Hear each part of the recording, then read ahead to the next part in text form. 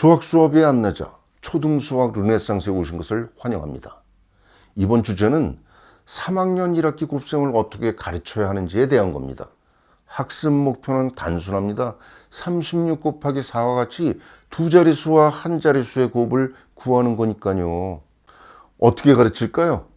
아마도 대부분 곱하는 수 36에 1의 자리인 수 6과 4를 곱해서 24를 구하죠. 그리고 4는 여기에 또 10의 자리수 2는 이렇게 표기한다고 알려주겠죠. 그 다음에 36에 10의 자리 3과 4를 곱한 12, 실제로 120이죠. 앞에서 구한 20을 120에 더한 140, 여기에 이렇게 쓴다, 이렇게 알려주겠죠. 그러니까 우리가 지금 실행했던 계산 절차를 천천히 또박또박 알려주고 아이들이 이 절차를 그대로 따라 하도록 하는 것, 이렇게 수업이 이루어질 겁니다. 마지막으로 유사한 곱셈 문제들을 반복 연습하는 것, 이러면 단원학습을 마무리하겠죠. 하지만 안타깝게도 이건 수학이 아닙니다. 산수예요. 아이들을 계산기로 만드는 것과 하나도 다르지 않아요. 그래서 저는 이걸 산수라고 하는 거고, 사실 저도 그렇게 배웠답니다. 언제요? 무려 60년 전에. 그러고 보니 이 60년 동안 변화하고 발전한 것 별로 없는 것 같네요. 그래서 저는 이 영상에서 새로운 패러다임의 수학, 즉 산수가 아닌 수학 수업을 어떻게 할 것인지를 보여드리려고 합니다.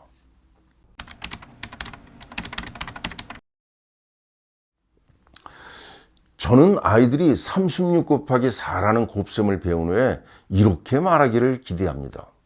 36은 30 더하기 6이에요. 그래서 30과 4를 곱해 120을, 6과 4를 곱해 24를 얻게 되죠. 마지막으로 120과 24를 더한 144가 곱셈의 결과입니다. 어떠세요? 참 똑똑한 아이죠? 이렇게 자신의 풀이 과정을 언어로 표현할 수 있는 능력, 이거 수학에서 굉장히 중요합니다. 이 계산 과정에서 가장 중요한 것이 어디죠? 맨 처음에 36을 30과 6으로 분리하는 과정입니다. 아니, 그걸 모르는 아이가 어디 있냐고요?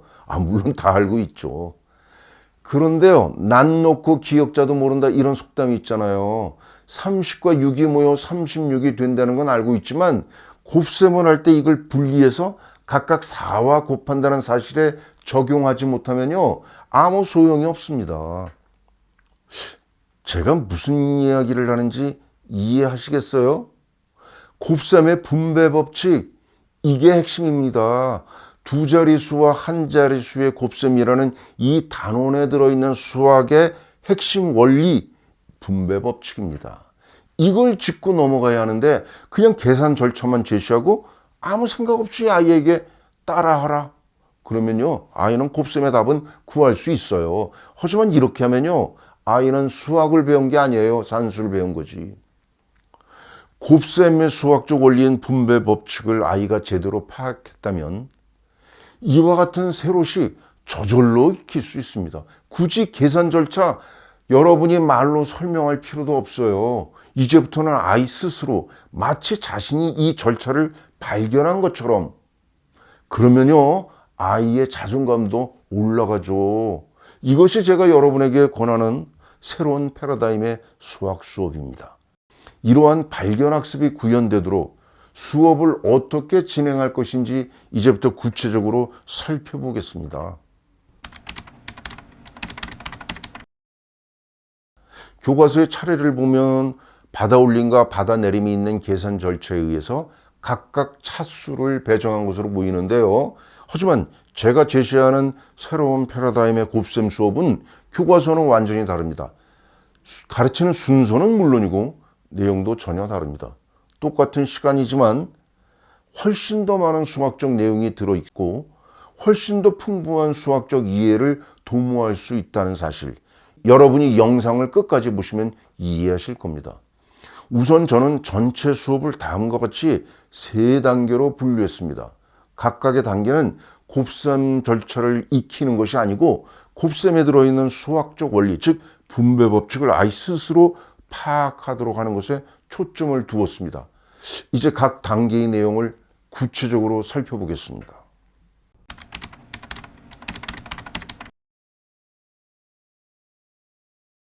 곱셈을 이용해 직사각형에 들어있는 모눈의 개수를 구한다. 그림에서 곱해지는 수 13이 10과 3의 합이라는 사실을 확인한다. 10과 3 각각의 4를 곱하여 개수를 구할 수 있다. 이는 곱셈에 대한 분배 법칙이다. 빈칸에 알맞은 식과 수를 넣으며 곱셈 절차인 알고리즘의 구조를 이해한다.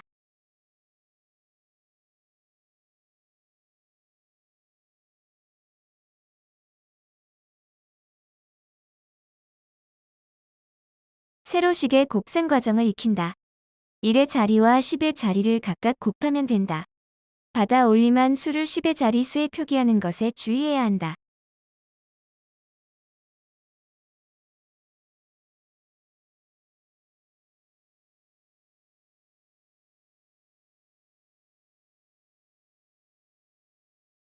곱셈을 이용해 직사각형에 들어있는 모눈 개수를 구한다. 다만 곱셈 결과가 100 이상의 세 자리수라는 것만 다르다. 역시 곱셈에 대한 분배 법칙을 적용한다.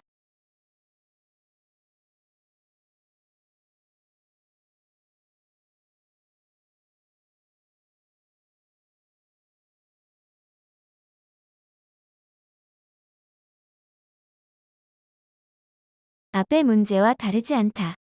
곱셈 결과가 세 자리수인 것만 다르다. 받아 올림한 수를 10의 자리수에 표기하는 것에 주의해야 한다. 곱셈 알고리즘의 구조를 파악하는 것이 문제의 핵심이다.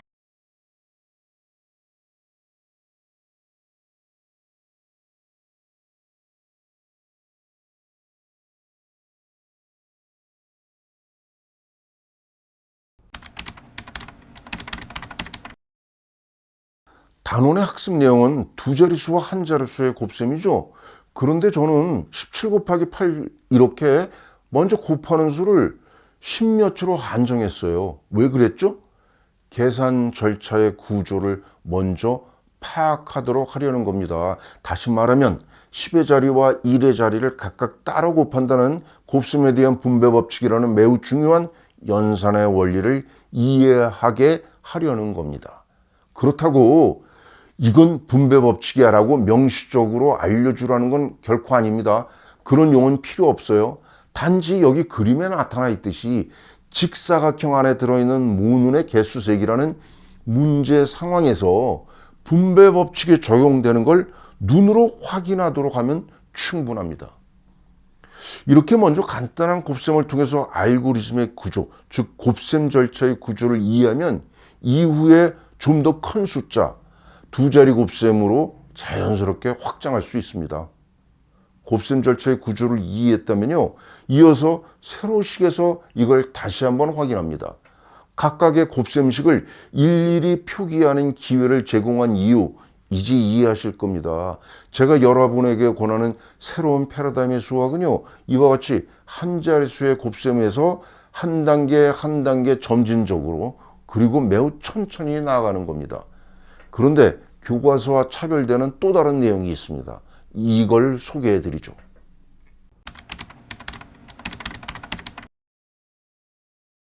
앞에서 보았던 문제와 같다. 다만 가로의 모눈 개수, 즉 곱해지는 수가 한 자리수다. 그리고 세로의 모눈 개수, 즉 곱하는 수가 두 자리수라는 것만 다르다. 앞에서와 같이 14는 10과 4의 합이라는 것을 그림에서 확인한다. 곱해지는 수 6을 10과 4 각각에 곱하여 개수를 구할 수 있다. 곱셈에 대한 분배 법칙을 여기서도 적용하는 것이다.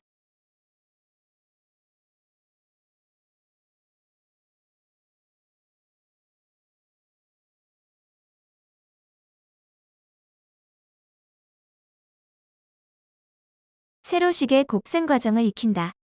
1의 자리와 10의 자리를 각각 곱하면 된다. 받아 올림한 수를 10의 자리수에 표기하는 것에 주의해야 한다.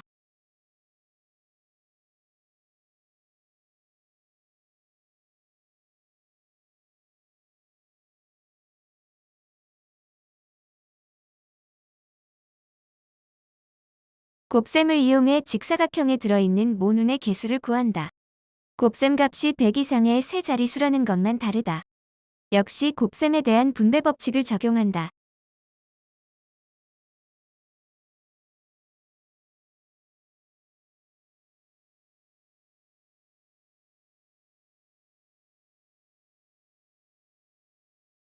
곱셈 결과가 세 자리 수인 것만 다르다.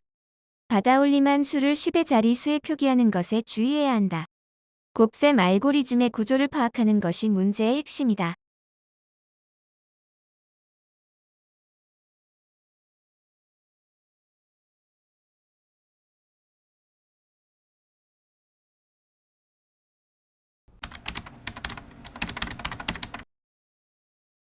(18 곱하기 7을) 배웠으면 그 다음에 (7 곱하기 18도) 함께 배우자는 겁니다. 어떠세요? 이런 흐름이 더 자연스럽지 않나요? 피승수와 승수, 즉 곱해지는 수와 곱하는 수가 바뀌어도 곱셈 값이 같다. 즉 곱셈의 교환 법칙을 아이들은 이미 알고 있답니다. 2학년에서 곱셈 구구, 즉 한 자릿수의 곱셈을 배울 때 경험했거든요. 그렇다면 두 자릿수와 한 자릿수의 곱셈에서도 똑같이 교환 법칙이 적용된다는 사실을 굳이 제시하지 않을 이유가 하나도 없잖아요. 그런데 이상하게도 우리 교과서는요, 이걸 2학기 때 미루어 놓았답니다. 교과서를 한번 볼까요? 324 곱하기 2를 보세요. 받아올림이 없죠. 그 다음에는 225 곱하기 3, 1의 자리 5 곱하기 3에서 15가 나오니까 받아올림이 한 번 있네요. 그 다음에 452 곱하기 3은 10의 자리와 100의 자리에서 받아올림을 하고, 그리고 나서 세 자릿수 곱하기 한 자릿수를 하고 나서 이제 비로소 8 곱하기 16이라는 한 자릿수와 두 자릿수의 곱셈이 나옵니다. 전 이걸 보고 참 이상하다는 생각이 들었어요. 왜 이렇게 구성했지? 그 이유를 곰곰이 생각해 보았는데 아마도 곱셈 절차의 습득에 초점을 두었기 때문이 아닐까 이렇게 짐작합니다. 곱하는 수가 한 자리에서 두 자릿수로 바뀌면 아이들이 어려워할 거라고 지레 짐작했던 것 같아요. 결국 교과서는 계산 절차를 익혀서 빠르고 정확한 답 구하기를 하면 된다는 생각, 이걸 반영한 겁니다.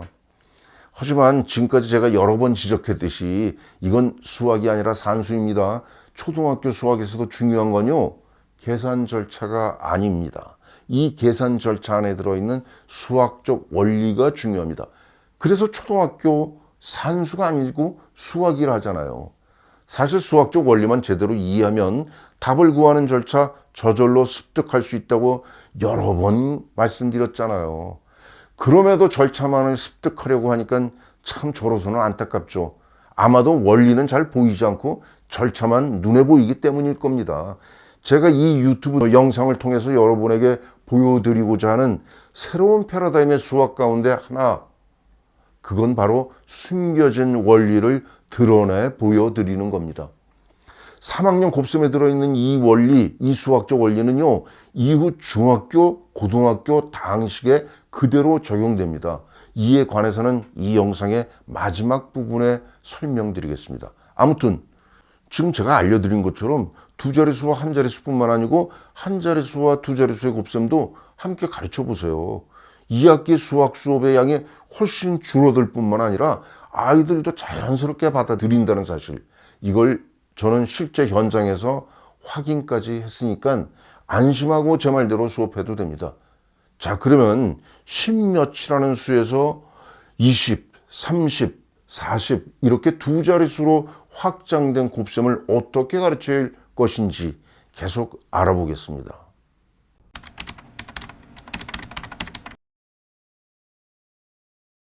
5 곱하기 3이라는 곱셈 구구를 동수누가에 의해 덧셈식으로 나타낸다.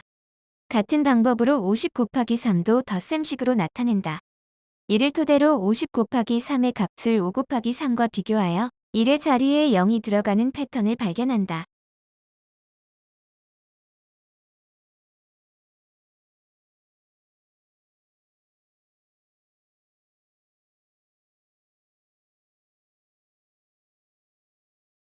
몇십 곱하기 몇을 앞에서 익혔다.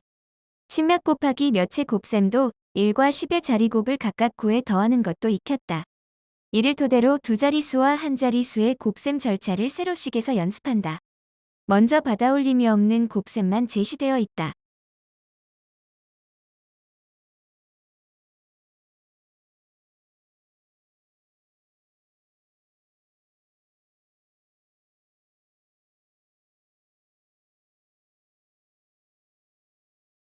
두 자릿수와 한 자릿수의 곱셈 절차를 제시된 세로식에서 연습한다.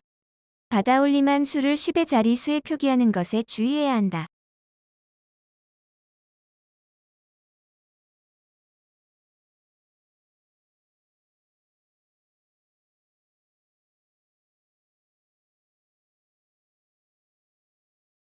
한 자릿수의 곱셈 2 곱하기 3에서 20 곱하기 3과 2 곱하기 30의 값을 유추하는 문제다. 아무것도 없음을 뜻하는 0의 새로운 역할에 주목한다. 다시 말하면 0이 하나씩 늘어날 때마다 수의 크기가 10배가 된다는 사실을 확인한다.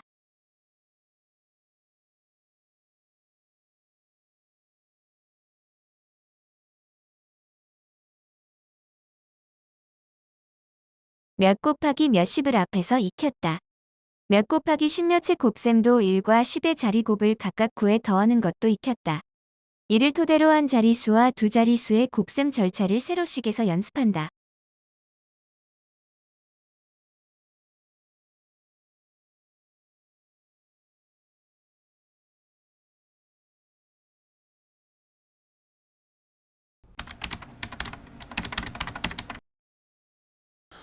이제 우리 아이들은 이와 같이 58 곱하기 7 그리고 8 곱하기 26 이렇게 곱셈의 값을 어렵지 않게 구할 수 있게 되었습니다.